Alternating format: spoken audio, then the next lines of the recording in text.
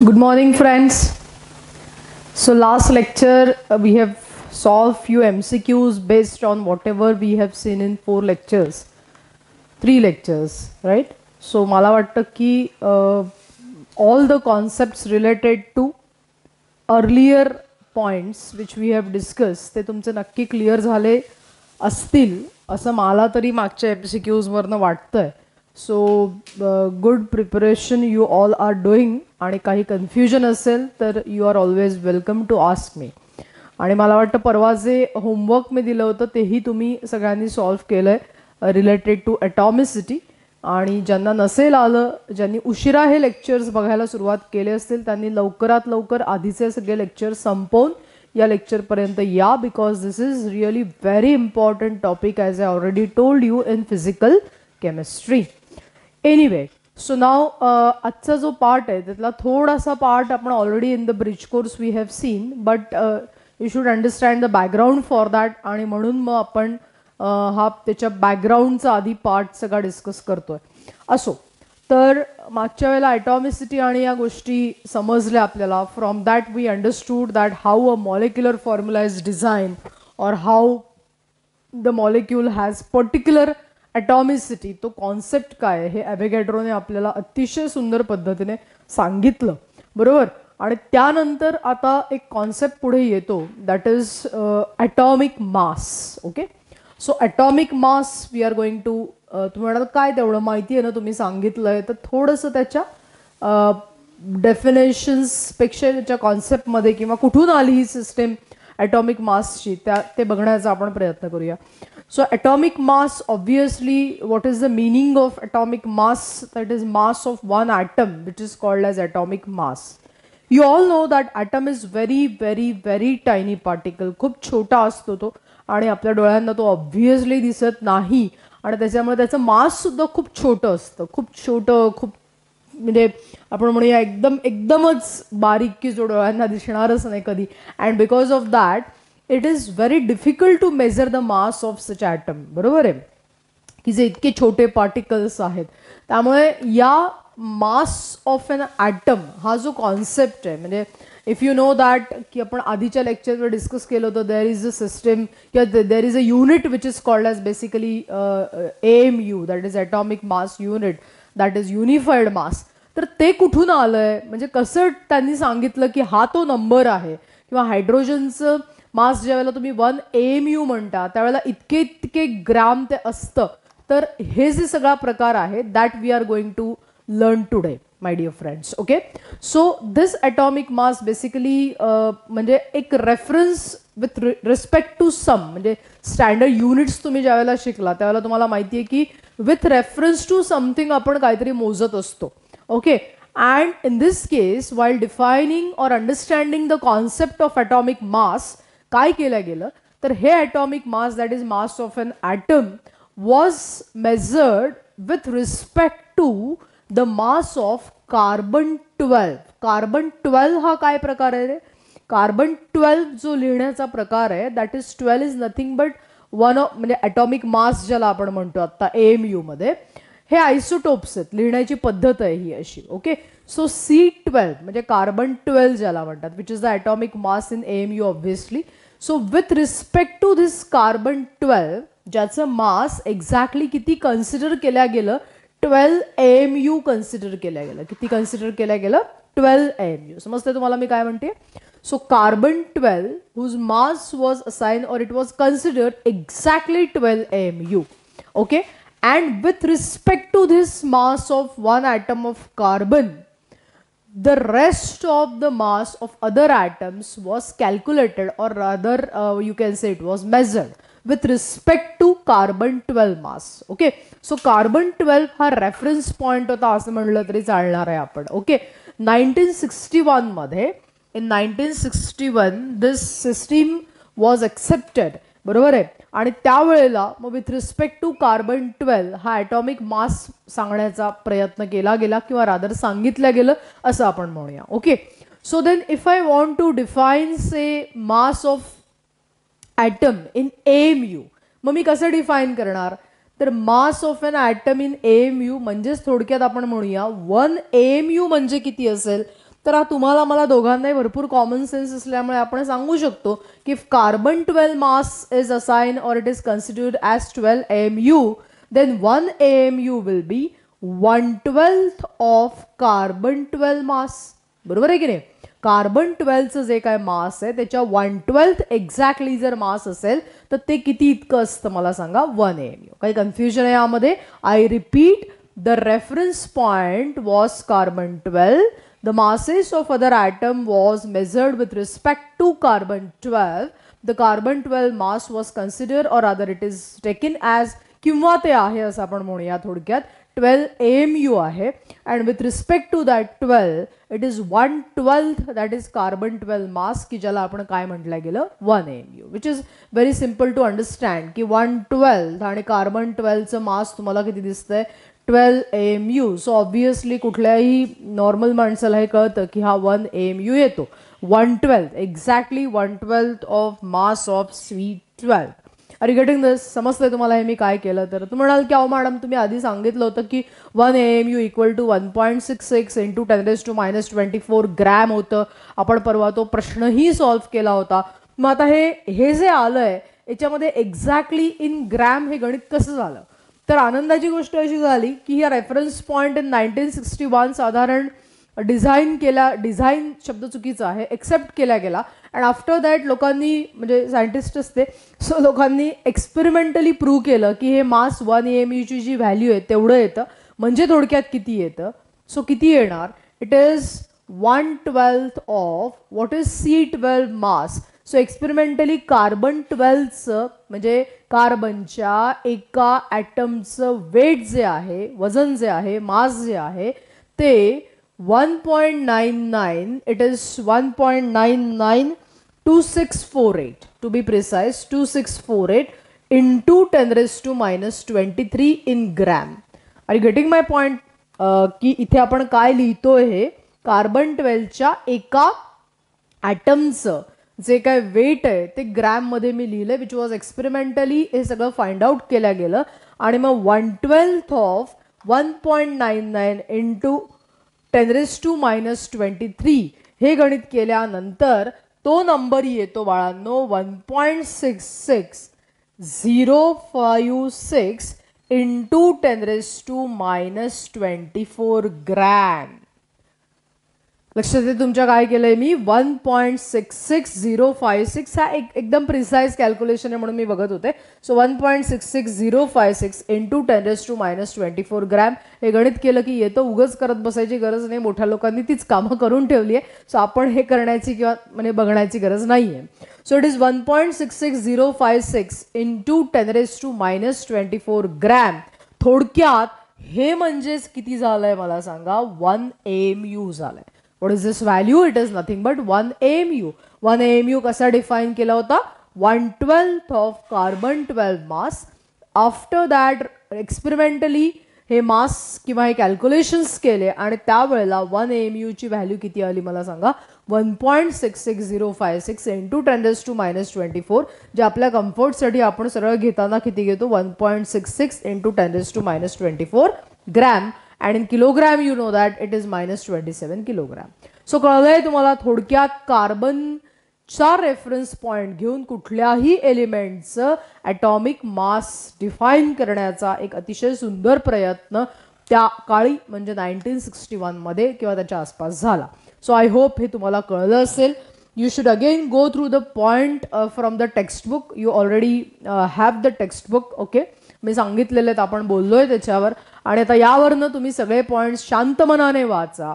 You should know the correct definition of atomic mass. So what is the definition, correct definition of atomic mass? Atomic mass is in AMU obviously is 1/12 of mass of carbon 12 isotope. Okay, if you want you can write down the definition. तुम्हाला जर लिहायचं असेल त्यालाच आपण 1 AMU म्हणूया आता, बरोबर? So write down that 1 AMU is, which is a unit, 1 AMU, atomic mass unit. 1 AMU is defined as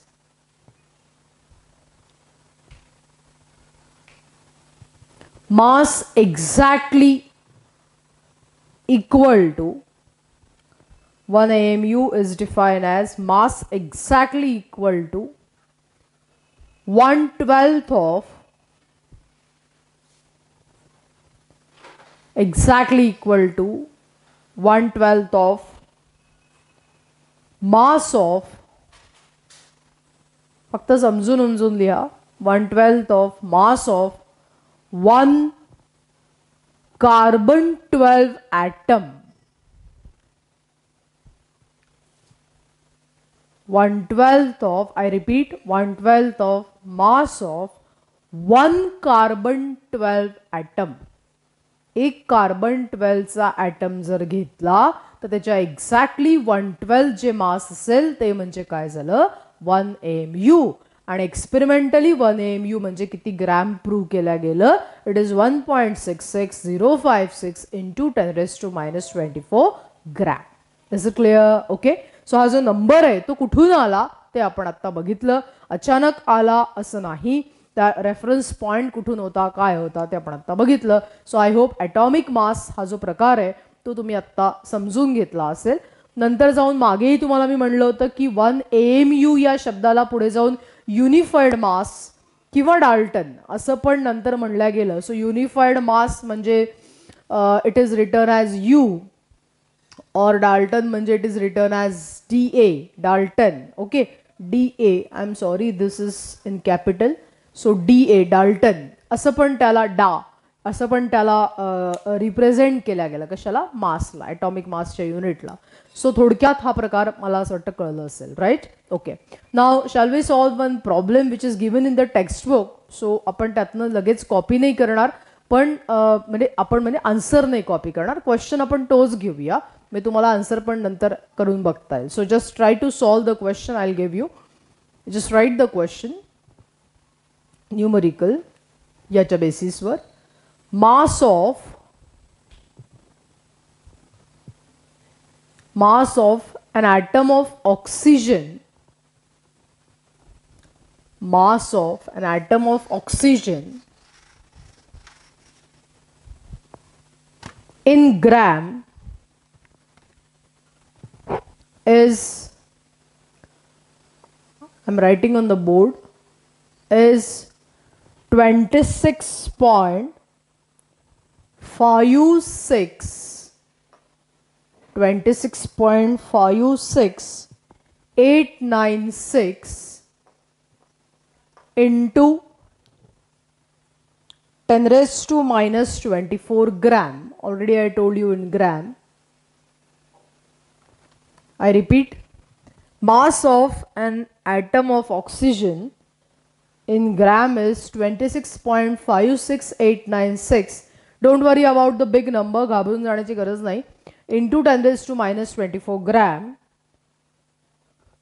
Then calculate the mass of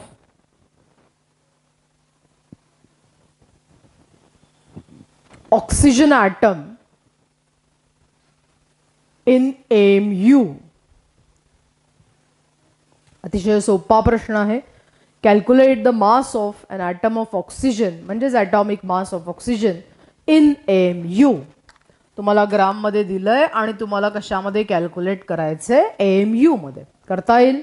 कसं करणार? You already know what is 1 AMU equal to. So मी नाही सांगत, पण मी 1 AMU बरोबर काय असतं तेवढं बोर्डवर लिहून ठेवते, जे आत्ता आपण प्रूव्ह केलंय ते. आणि मग पुढचं तुम्ही हुशार मुलं आहातच, बरोबर? सो तुम्ही ते सॉल्व्ह करा. अतिशय सोपं कॅल्क्युलेशन आहे, तुमच्या लक्षात येईल बघितल्या बघितल्या. हे ॲटॉमिक मास जे दिलेलं आहे ते ग्रॅममध्ये दिलेलं होतं आणि आपल्याला कशामध्ये कन्व्हर्ट करायचं आहे, AMU मध्ये कन्व्हर्ट करायचं आहे. So my dear friends, please do it. Calculation करा, कंटाळा नाही करायचा कॅल्क्युलेशनचा. अर्थात आता तुम्ही माझ्या समोर नसल्यामुळे तुम्ही डेफिनेटली या नंबरकडे बघून दुष्टसारखं काय वापरू शकणार आहात, कॅल्क्युलेटर वापरू शकणार आहात. मोबाईलवर ते असतं, विच आय नो, बट या and after that you will learn log table. और ॲट दॅट टाईम, म्हणजे मला माहिती नाही शिकला की नाही मॅथ्स फिजिक्समध्ये, तर ते लॉग टेबल तुम्ही शिकल्यानंतर तुम्हाला हे असले कॅल्क्युलेटर वगैरेची गरज नाही पडणार. You will use the log table to solve such calculation. But anyway आत्ता आपल्याला कॉन्सेप्टमध्येच खरंच interest and we are not interested in this calculation assuming that you are able to do the calculation. Okay, so तुम्ही ते करा. मला आत्ता तुम्हाला काय समजलं बघायचं आहे आणि म्हणून मी छोटंसं एक प्रॉब्लेम तुमच्यासमोर दिलं आहे. आलंय उत्तर? Yes, all of you got the answer. So कसं कॅल्क्युलेट करणार मला सांगा. 1 AMU इतकं मास होतं. आपल्याला गिव्हन मास किती आहे? 26 आहे. सो जर मला मास इन AMU कॅल्क्युलेट करायचं असेल तर मी काय करणार? कॉमन सेन्स, दिलेलं ग्रॅम मधलं जे मास आहे त्याला या 1 AMUच्या मासने काय करणार? डिवाइड करणार. युनिट तुम्हाला समजतं. सो इट इज 26.56896 इंटू 10⁻⁻²4 बरोबर, डिवायडेड बाय किती येणार मला सांगा? 1.66056 into 10⁻⁻²4. So you just solve this. Good thing is की हा नंबर जो विचित्र असतो तो लगेच कॅल्क्युलेशनमध्ये आपल्याला दिसतंय कॅन्सल होतो. And that's why you have to just do this calculation. 26.56896 upon 1.66056 किती येत आहे आन्सर? ओके, सो तुम्ही कॅल्क्युलेट केलं असेल सगळ्यांनी and the answer is what it is 16 AMU और 16U. बाळांनो बघितलं तुम्ही, हा जो नंबर आहे याला आपण ॲटॉमिक मास म्हणतो. सो तुमच्या लक्षात आलंय का की परवा जे सगळे मास आपण लिहिले होते, all those mass we have written. परवा म्हणजे मी मागचं ज्यावेळेला आपण atomic mass molecular mass calculate केलं. सो हे सगळे जे होते that was in AMU. Say आपण जे असं बोलत असतो ना, ऑक्सिजन 16, सल्फर 32, सोडियम 23, हे सगळे कोण असतात मला सांगा? AMU. And you can comfortably convert this AMU into gram. या AMUला तुम्ही कशामध्ये कन्वर्ट करू शकता? ग्रॅममध्ये. आपण नॉर्मली इतकं किचकट असल्यामुळे किंवा इतकं हे बारीक असल्यामुळे युनिट इतकं छोटं असल्यामुळे आपण ते वापरत नाही ग्रॅममध्ये कॅल्क्युलेशन. आणि म्हणून आपल्या कम्फर्टसाठी आपण हे सगळे युनिट्स कशामध्ये कॅल्क्युलेट करतो किंवा ॲटॉमिक मासेस कशामध्ये कॅल्क्युलेट करतो? AMU मध्ये. Okay, so anyway you must have got the answer. So you all know already that atomic mass of oxygen in AMU is what it is 16. So मगापासून आपण सांगण्याचा तेच प्रयत्न करतोय की मास ऑफ एन ॲटम म्हणजे काय असतं आणि त्याच्यासाठी आपण कुठलं युनिट कशा पद्धतीने वापरतो. So clear? काही प्रॉब्लेम यामध्ये? All of you understood? Okay, great. So अशा पद्धतीने तुम्हाला कॅल्क्युलेट करतायत. रिव्हर्स क्वेश्चन विचारला की सपोज से सोडियमचं मास 23 दिलंय, तर आता हे ऑलरेडी कशामध्ये असतं मला सांगा? AMU मध्ये असतोय. तुम्ही आता समजतंय तुम्हाला. आणि आपल्याला म्हणतील की 1 ग्रॅममध्ये तुम्ही कॅल्क्युलेट करा. तर कसं करणार तुम्ही? 1 AMU म्हणजे इतकं. सो 23 AMU म्हणजे मल्टिप्लाइड बाय 23. क्लिअर? काही प्रॉब्लेम यामध्ये? करता येईल? काही शंका? व्हेरी गुड, ठीक आहे. सो अशा पद्धतीने हे एक प्रॉब्लेम आपण यावर केलं की उद्या असं नको व्हायला की मला सगळं येतं बाबा आणि मला ॲटॉमिक मास कसं कॅल्क्युलेट करतात तेच माहिती नाही आहे ग्रॅमचं आणि AMUचं. जाऊ पुढे आता. Fine. Now after atomic mass there is one more concept related to atomic mass and that is average atomic mass which is very popular in MCQs. MCQ मध्ये असे क्वेश्चन्स येतात. ओके, अर्थात these are calculation based questions and that's why you have to good in calculations, good in numericals. हा point त्यामध्ये आलाच ओघाने. पण ते ॲव्हरेज ॲटॉमिक मास जो प्रकार आहे तो मात्र अतिशय पॉप्युलर असतो. क्वेश्चन विचारण्याची पद्धत आहे त्यावर कशा प्रकारचे काय ते आपण ऑब्विसली सॉल्व्ह करूया. Average atomic mass. Now the question is after talking about atomic mass, एका ॲटमच्या मासबद्दल बोलल्यानंतर इतक्या वेगवेगळ्या युनिटमध्ये, मग नंतर आता परत ॲव्हरेज ॲटॉमिक मास हा प्रकार काय आला? बरोबर आहे की नाही? आणि ॲव्हरेज म्हणल्यानंतर आता काय त्याची गरज आहे तर ते आपल्याला खरं म्हणजे बघायचं आहे आता की का बाबा हे सगळं जे आहे. म्हणजे तुम्हाला माहिती आहे का की किंवा तुम्ही कधी विचार केला आहे का की क्लोरीन आपण 35.5 घेतो, बरोबर आहे? ते नेमकं काय असतं क्लोरीनचं? तर that is a average atomic mass. Okay, मग बाकीच्यांचे सगळे तसेच असतात का? काय असतात? जे काय असतात. सो ॲव्हरेज ॲटॉमिक मास म्हणजे काय किंवा का गरज पडते. माय डिअर फ्रेंड्स, एलिमेंट्स जे असतात की नाही आपले, this elements when they are present in the nature, okay, this elements are present in nature with different atomic masses. म्हणाला अरे आत्ताच तुम्ही बोलला की एका ॲटमचं मास फिक्स करा आणि आत्ताच म्हणताय की वेगवेगळे मासेस असतात, काही कन्फ्युजिंग कसं काय बोलताय राव, बरोबर आहे की नाही. ओके, सो नीट ऐका मी काय बोलते. Element when they are present in nature, they are present in nature with different atomic masses. Obviously the atomic number of that particular element remains same. आणि अशा कॉन्सेप्टला तुम्हाला माहिती आहे तुम्ही काय म्हणता, absolutely you call them as isotope. काय म्हणता तुम्ही त्याला, you call them as isotope. आप उसको अगर पूछेंगे किसी बच्चे को 9th स्टैंडर्ड 10th स्टैंडर्ड कि बाबा क्या होता है isotope, so he can define very properly that isotopes are the elements which have same atomic number but different atomic masses, right. जो elements के atomic number यानी कि वही same element हम लेते, only they have different atomic mass, then such a concept is called as isotope. Are you getting my point. So सगळ्यांना हे शब्द कुठेतरी तुम्ही ऐकला असणार आहे आइसोटोप नावाचा, बरोबर. म्हणजे तुम्हाला जर मी म्हणलं की का रे बाबा तुला काय वाटतं किंवा तुला काय माहिती आहे हायड्रोजन बरोबर, तर तुम्हाला नक्कीच माहिती असेल दॅट हायड्रोजन हे असं लिहिण्याची पद्धत तुम्हाला कदाचित माहिती असेल, 1 1, बरोबर. हा 1 म्हणजे काय रिप्रेझेंट करतात, खाली जो दिलेला आहे दॅट इज ॲटॉमिक, आता ते इकडे का तिकडे 1 रिप्रेझेंट्स ॲटॉमिक नंबर आणि वरती जो दिलेला आहे that represents atomic mass. Are you getting me. So hydrogen जो प्रेझेंट असतो, हायड्रोजनची 3 नावं आपण कायम ऐकलेले आहे, hydrogen proton, hydrogen deuterium and hydrogen tritium. ऐकलंय तुम्ही. म्हणजेच काय, H11, H12 आणि H13 म्हणजे काय रे बाळांनो.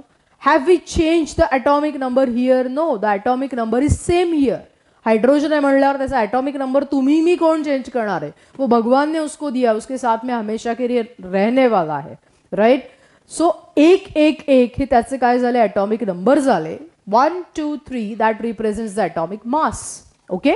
And as the atomic mass are different, या तिघांना आपण त्यांचं काय म्हणतो, आइसोटोप. जो शब्द तुम्ही ऐकून तुम्हाला माहिती झाला असेल, कॉन्सेप्ट कळला असेल. आता का चर्चा त्याची, बरोबर. द रिझन इज सेम की यामुळेच आपल्याला ॲव्हरेज ॲटॉमिक मास हा प्रकार आत्ता शिकायला लागतोय. काय होतं की as I was talking that this elements present in nature with different isotopes, वेगवेगळे आयसोटोप्स यांच्या नेचरमध्ये आहे आणि या आयसोटोप्सचं वेगवेगळं पर्सेंटेज आहे. These isotopes are not present in the same percentage. म्हणजे हा 10%, हा 10%, हा 10% असं नाही आहे किंवा हा 100% असं नाही आहे. हायड्रोजन जो तुमच्या नेचरमध्ये प्रेझेंट आहे तो आयसोटोप्स ज्या वेळेला आपण घेतो तो वेगवेगळ्या पर्सेंटेजमध्ये, आणि अर्थातच सगळं मिळून पर्सेंटेज म्हणल्यानंतर अंक प्रत्येकाला माहिती आहे 100 होतो, बरोबर. सो समजा हा H11 10% असेल, समजा म्हणलंय मी, not the real values I am talking about. हा जर 10% असेल H11, हा 20% असेल तर तुम्ही सगळेजण शहाणी गोड मुलं आहात. हा 10 20 म्हणजे किती झाला, टोटल 30 झाला. 100मधनं 30 गेला म्हणजे हा किती टक्के राहिला मला सांगा, 70%, बरोबर. सो थोडक्यात काय की 3 आयसोटोप्सची मिळून जी ॲडिशन होते इथे ती किती होते, 100% होते, राईट. थोडक्यात 10%च H11 आहे, 20% H12 आहे आणि 70% H13 है. That means proton is present 10%, deuterium is present 20%, tritium is present 70%. आणि हे का बदलतंय, ते नंबर नाही त्यांचं, काय बदलतंय, मास बदलतंय. मास वेगवेगळे आहेत त्यांचे, लक्षात येत आहे. मग आता हा जो काही प्रकार आहे यामधनं मी कोणता हायड्रोजन केव्हा घेणार रिॲक्शन मध्ये, these are not same, these are isotopes, right. They have different atomic number, that means त्यांच्या ज्या काही प्रॉपर्टीज असतील ज्याच्या रिलेटेड आपण बोलतोय त्या वेगळ्या असू शकतात. And I don't know when I am taking this H11, when I am taking H12. तुम्हाला माहिती आपण पाणी तुम्ही सगळेजण पिता, मी पिते, तुम्ही पिता, सगळे आपण पितो, बरोबर.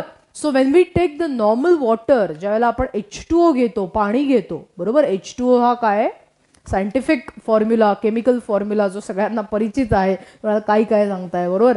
सो हा जो वॉटर आपण घेतो इथे, तो वॉटर ज्या वेळेला आपण घेतो त्याला नॉर्मल त्यामध्ये काय असतं, ॲटॉमिक मास 1.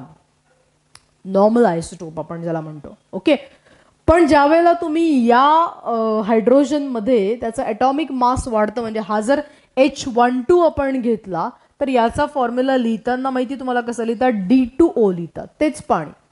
आणि आपण तिथे ॲटॉमिक मास जास्त घेतोय, जास्त वजनवाला आयसोटोप घेतोय, आणि म्हणून या वॉटरला काय म्हणतात माहिती तुम्हाला, it is called as heavy water. काय म्हणतात त्याला, heavy water. Why it is called as heavy water, the reason we are using this isotope as H12. येते लक्षात. तर अर्थात हायड्रोजन या चॅप्टरमध्ये आपण त्याच्याबद्दल बोलू, आज तो मुद्दा नाही, तर आपण भरकटत दुसऱ्या चॅप्टरकडे जाऊ. आत्ता सांगण्याचा मुद्दा जो मला होता तो असा की when I am taking H11 और H12 किंवा मी अजून कुठला घेते मला माहिती नाहीये, आणि त्यामुळे तुम्हाला माहिती आहे सगळ्या पर्सेंटेजचा आणि आयसोटोपचा विचार करून एक नवीन कॉन्सेप्ट मांडण्यात आला, and that is average atomic mass. What was the concept, average. Okay, I am sorry. So you have to understand what is average atomic mass. प्रकार कळलाय की एक एलिमेंट वेगवेगळ्या आयसोटोप्समध्ये प्रेझेंट असतो आणि त्याचा आयसोटोप्सचं वेगवेगळं पर्सेंटेज नेचरमध्ये असतं. सो आपल्याला ज्या वेळेला कॅल्क्युलेशन, आपल्याला ज्या वेळेला विचार करायला लागतो त्याला will consider about average atomic mass. Now the question is, average म्हणजे कसं काढतात आपण. आपला ॲव्हरेज ज्या वेळेला आपण आपलं म्हणजे आपल्याला जे मार्क्स मिळतात किंवा काही होतं त्याचं ॲव्हरेज किंवा सरासरी काढण्याची पद्धत आपल्याला माहिती आहे, तीच आहे का इथे, नाही. We have to follow the weighted average concept. Okay, so atomic mass, average atomic mass is nothing but the weighted average, where you have to consider याचं atomic mass जे काय असेल ते आणि त्याचं पर्सेंटेज याचा विचार आपल्याला केला पाहिजे, आणि त्याच्यावरनं आपण काय कॅल्क्युलेट करतो, yes we calculate the average atomic mass. Okay, आता तुम्ही म्हणाल मॅडम म्हणजे कसं, जरा एक्सप्लेन करा. तर अर्थातच जरा एक्सप्लेन नाही, पूर्णच एक्सप्लेन, आणि त्याच्यावर एक प्रॉब्लेम सुद्धा आपण घेणार आहोत, नो डाऊट. ओके, सो समजा आता जरा I take the reference of the textbook here. See, I am taking a real problem instead of talking about imaginary. जसं मी आत्ता इथे लिहिलो 10-20 मला आवडले ते अंक, तसं न लिहिता आपण ॲक्च्युअल प्रॉब्लेम घेऊया. कार्बन जो तुम्हाला प्रकार माहिती आहे, तुम्ही मी ज्याने बनलोय, so that carbon is present in 3 different isotopes, carbon 12, carbon 13 आणि carbon 14. फार सुंदर आहे हे. म्हणजे सगळं नंतर ज्यावेळेला जसं जसं तुम्ही शिकाल ना, you may fall in love with chemistry, right. May हा शब्द महत्त्वाचा आहे. आय विल डेफिनेटली ट्राय की असं व्हायला पाहिजे, बरोबर. Because more you love a subject, more you understand and more you study. Anyway, तर आता हे 3 वेगवेगळे आयसोटोप्स आपण घेतोय, carbon 12, carbon 13 and carbon 14. Okay, इथे मी काय लिहिते, सॉरी, इथे मी लिहिते ॲटॉमिक मास, त्या आयसोटोपचं ॲटॉमिक मास मी इथे लिहिते. हा शब्द वरचा काढून टाकूया आपण. ऑब्विसली ॲटॉमिक मास कशामध्ये घेतोय आपण आता, AMU मध्ये. त्याच्यासाठी आपण आधीची एवढी स्टोरी लावली 15-20 मिनिटाची. नाव इथे लिहितोय आपण रिलेटिव्ह अबंडन्स, मीन्स किती पर्सेंटेजमध्ये ते प्रेझेंट आहे. रिलेटिव्ह अबंडन्स दॅट इज सोप्या शब्दांमध्ये पर्सेंट किती आहे, रिअल पर्सेंट यांचं नेचरमध्ये किती आहे, बरोबर. तर आता हे 3 आयसोटोप्स आहे. I put here the values also. इथे 12 हा एक्झॅक्टली 12 आहे, म्हणूनच त्याला आपण स्टँडर्डमध्ये वापरला होता, कारण स्टँडर्डमध्ये अशा गोष्टी वापरल्या जातात की ज्याच्या रेफरन्सने आपल्याला मेजरमेंट सोपी होईल ना की कॉम्प्लिकेटेड होईल. सो हा एक्झॅक्टली 12.00 AMU आहे. This 13.00335. You don't have to learn this values. Okay, normal जे असतात ते माहिती पाहिजे फक्त. आणि 14.00317. ओके, हे काय आहे मला सांगा. हे त्यांचे रिअल ॲटॉमिक मास आहेत या 3 आयसोटोप्सचे. And here the relative abundance is 98.892. निसर्गामध्ये कार्बन 12 जो आहे तो किती पर्सेंट आहे मला सांगा, खूप जास्त, 98.892. Okay, that is the percentage of carbon 12.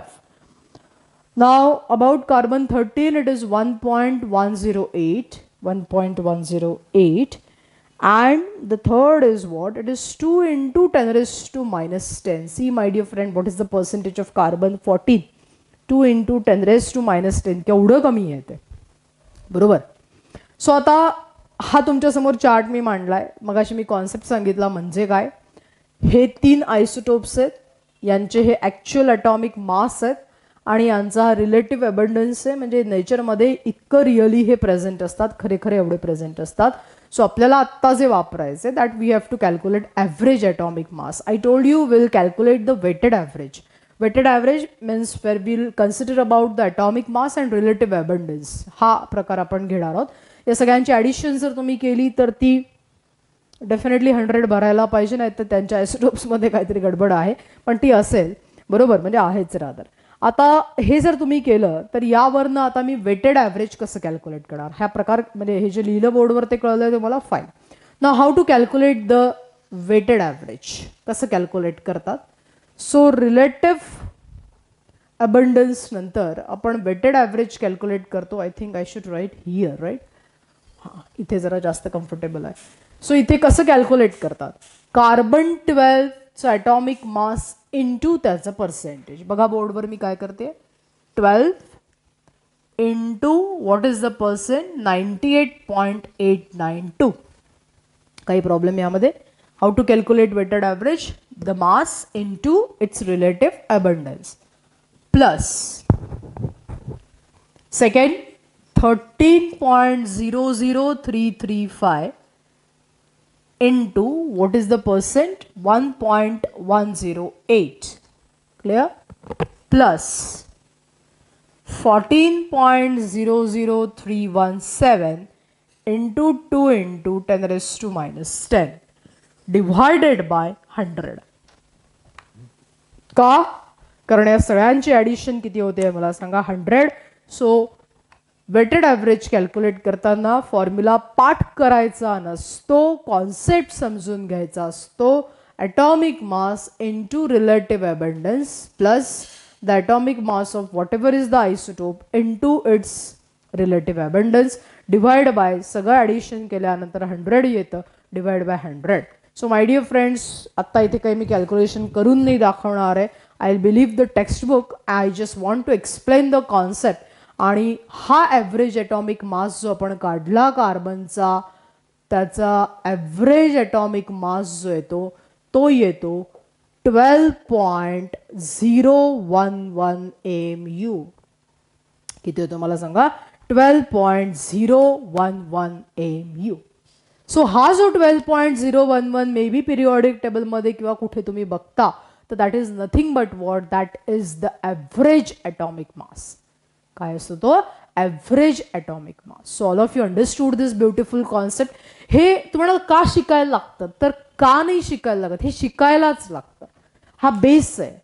Wien you understand the depth, when you understand या गोष्टी कुठून येतात, then you understand the real chemistry. Okay, म्हणजे अदरवाईज लिहिलंय, दिलाय नंबर, एक्सेप्ट केला, जाईन मी पुढे, हा प्रकार नाही चालत for a science student. Okay, so you should understand की बाबा हे जे नंबर लिहिलेले असतात त्याच्या डोक्यावर, बरोबर आहे, किंवा आपल्या ज्या आपण जे मॉलिक्युलर मास कॅल्क्युलेट करताना वापरतो ते सगळे कोण असतात, तर they are basically what, they are basically average atomic मास. आणि का आलं हा प्रकार, का शिकायला लागतो, का सरळ 12 घेऊन आपलं कॅल्क्युलेशन सोपं करून नाही टाकायचं 12.011 AMU. अर्थात आपण कॅल्क्युलेशन करताना नाही वापरत, कारण आपण ॲबंडन्सचा विचार करताना 12 हा जनरलाइज वापरतो, बरोबर आहे. पण ॲक्च्युअल ज्यावेळेला कॅल्क्युलेशन्स केले जातात त्यावेळेला we think about this average atomic mass. So is it clear, काही शंका याच्यामध्ये, कळलंय तुम्हाला. So you can understand. तुम्हाला जर हवा असेल तर तुम्ही हा फॉर्म्युला लिहून घेऊ शकता. पण फॉर्म्युला लिहिणार म्हणजे कसा, तर mass of one isotope into its relative abundance, okay, divide by 100, त्यांची addition.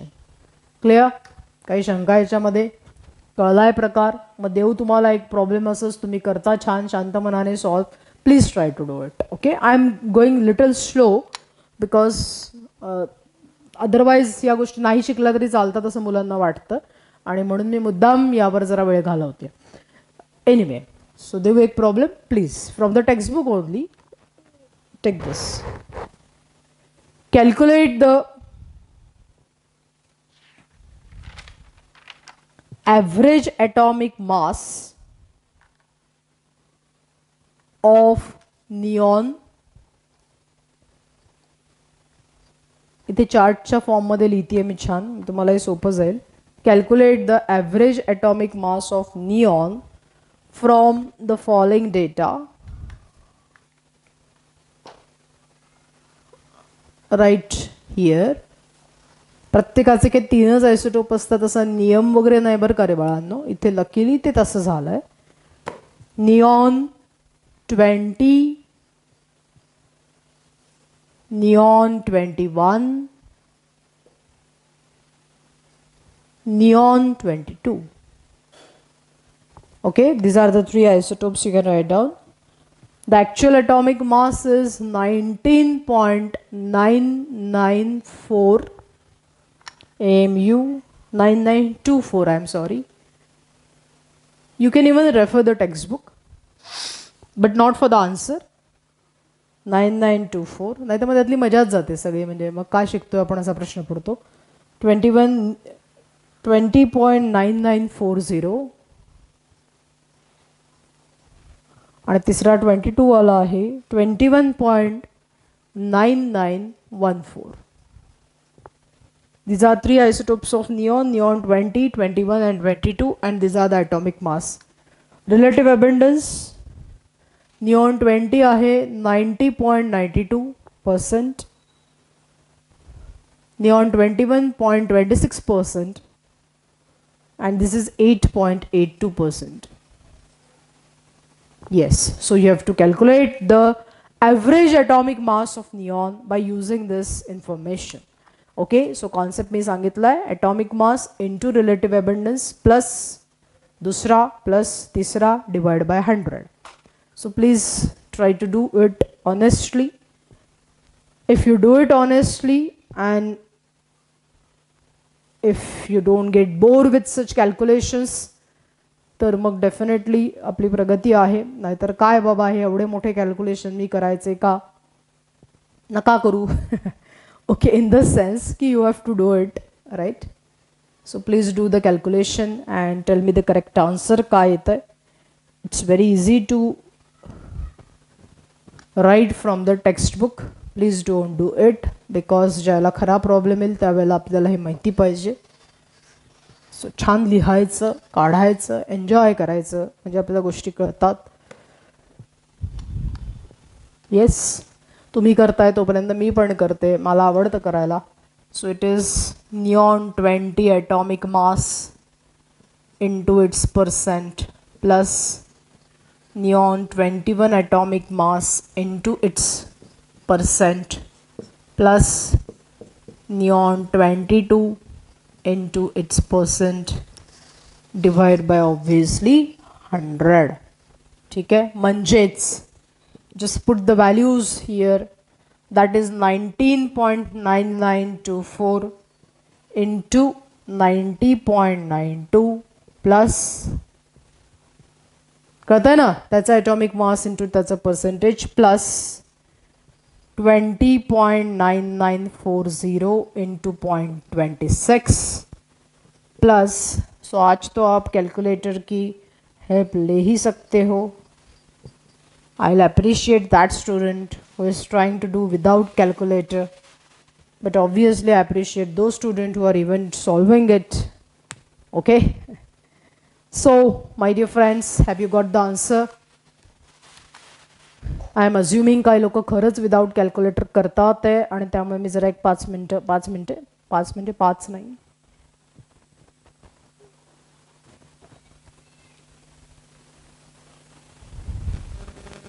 No I am not using calculator, don't worry. आलंय का बाळांनो? ज्या बाळांनी खरं खरं केलं त्यांचं आलंय का? Good. So what is answer? Answer is 20.1707, sorry, 20.1707. Obviously I have copied from the textbook because मला मी कोणी आता परीक्षेला विचारणार आहे, त्यामुळे मला करता येतं तसं. ओके नाही, असो. तर इथे डिवाइड बाय 100 लिहायचं लावून गेलं आहे. मी जरी नाही लिहिलं तरी तुम्ही शहाणी मुलं आहात, त्यामुळे तुम्ही नक्कीच लिहिलं असेल, बरोबर. Equal to 20.1707 U. बरोबर, आलंय सगळ्यांचा answer, excellent. So these are very commonly ask MCQs. बरेचदा हे येतात, बरोबर, आणि अशा प्रकारचे प्रश्न बरेचदा येतात परीक्षेमध्ये. सो तुम्हाला याची प्रॅक्टिस पाहिजे, तुम्हाला हे कळलेलं असलं पाहिजे, आणि मुळात मुद्दा हा आहे की हे का करतोय आपण हे कळलं पाहिजे. माझी आवड जी बेसिकली आहे दॅट इज रिअली, आज तुम्ही कशाने करता याच्यापेक्षा तुम्हाला हे कळतंय ना, हे जास्त महत्त्वाचं आहे. ओके, सो ठीक आहे, मग हा प्रकार कळलाय, काही शंका याच्यामध्ये, वाईट विचार मनामध्ये, ओके ठीक आहे, जाऊया पुढे. Fine. Now after this, after average atomic mass, the next concept is already we have discussed. So मी आता खरंच तुमचा वेळ नाही घेणार, बरोबर, कारण आपण ते ऑलरेडी बघितलं in the bridge course, but I just त्याला टच करूया आपण त्या परत कॉन्सेप्टला. And that concept is what, that is molecular mass. Okay, तुम्हाला हो ऐकलंय आम्ही, तर तेव्हा आपण फक्त रिवाइज केलं होतं, आता आपण त्याची सगळी हिस्ट्री जॉग्रफी ऐकली, इन द सेन्स त्याचा सगळा प्रकार ऐकला. So molecular mass, you all know how to calculate the molecular mass. So what is molecular mass? It is nothing but the addition of atomic masses of different elements. Okay, जे काय फॉर्म्युलामध्ये असेल obviously त्याच्या related, म्हणजे ज्यावेळेला तुम्ही CO2चं molar mass calculate करता, molecular mass calculate करता, at that time you take carbon weight, that is atomic mass, you take oxygen atomic mass into 2 त्याला करता ऑक्सिजनला, कारण की ते 2 ॲटम्स आहेत ऑक्सिजनचे, बरोबर. सो ही गणितं आपण केली आहे, त्या दिवशी आपण त्याच्यावर कॉन्सेप्ट एक क्वेश्चन पण सॉल्व्ह केला होता, आणि you all solve it correctly. But still हे जे ॲटॉमिक मास आहे याच्यावरनं मॉलिक्युलर मास काढता आलं हे सांगण्यासाठी परत आपण आता इथे बोलतोय. So what is molecular mass? Molecular mass is of a substance is the sum of average atomic mass.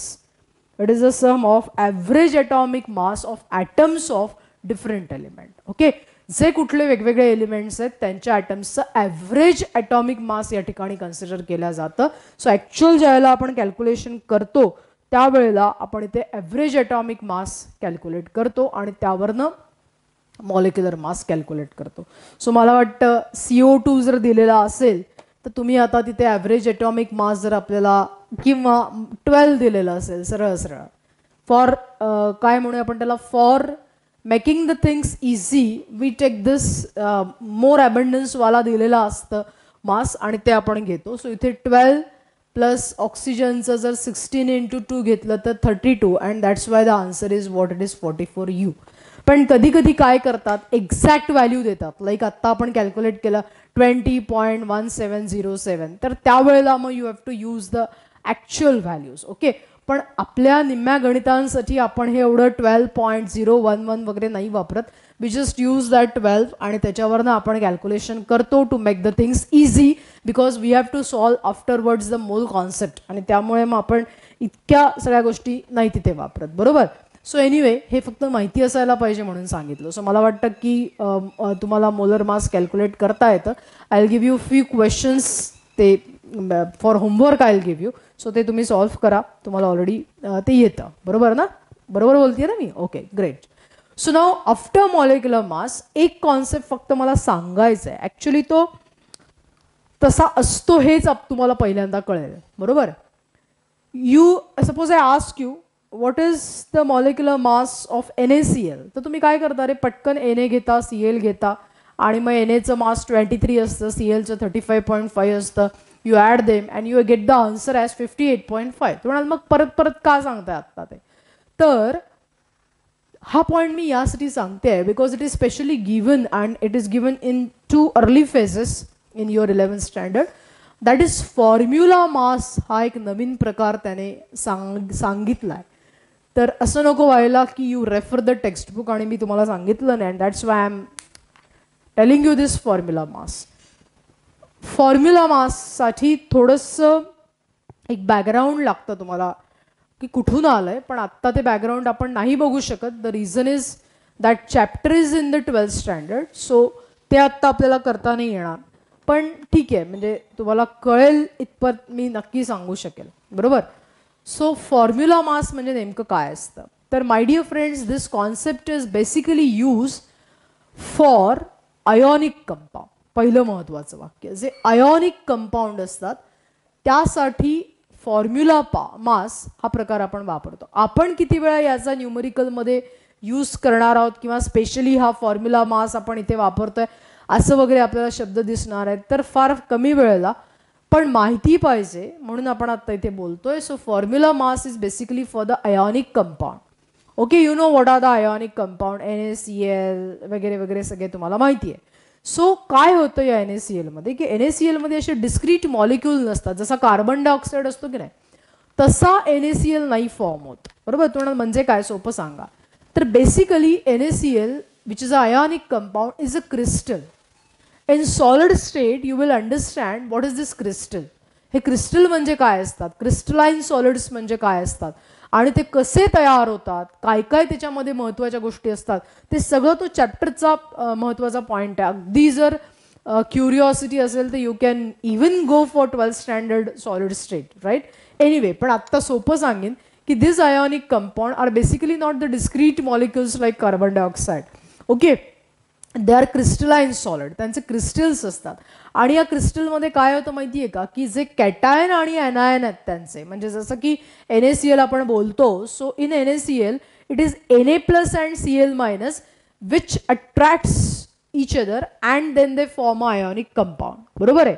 So मग अशा प्रकारच्या कंपाऊंडला ज्यावेळेला आपण त्याचं मॉलिक्युलर मास डिफाईन करतो तर that is nothing but the formula mass. म्हणजे आपण थोडक्यात काय म्हणतो माहिती आहे का की बाबा NaCl सोडियम क्लोराईड हा क्रिस्टल कसा तयार झाला आहे, कसा रिप्रेझेंट केला पाहिजे, तर तो क्रिस्टल रिप्रेझेंट केला पाहिजे NaCl या फॉर्म्युलाने, की ज्यामध्ये Na plus will be a cation, Cl minus will be a anion and this cation anion is going to form a beautiful crystal.